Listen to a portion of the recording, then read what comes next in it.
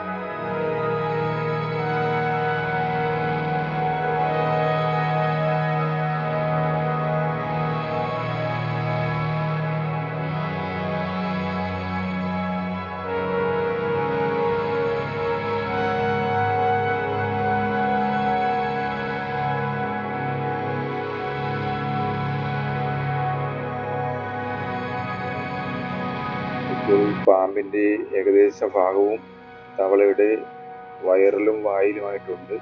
ഇനി തല മാത്രമേ ഉള്ളൂ പുറത്ത്. അതും ഉടനെ തന്നെ അകത്താകും എന്നാണ് കാണാൻ ഇപ്പോൾ മനസ്സിലാകുന്നത്. ആ രണ്ട് കൈയും വെച്ച് അത് തള്ളി വായ്ക്കകത്തോട്ട് അകത്താക്കി.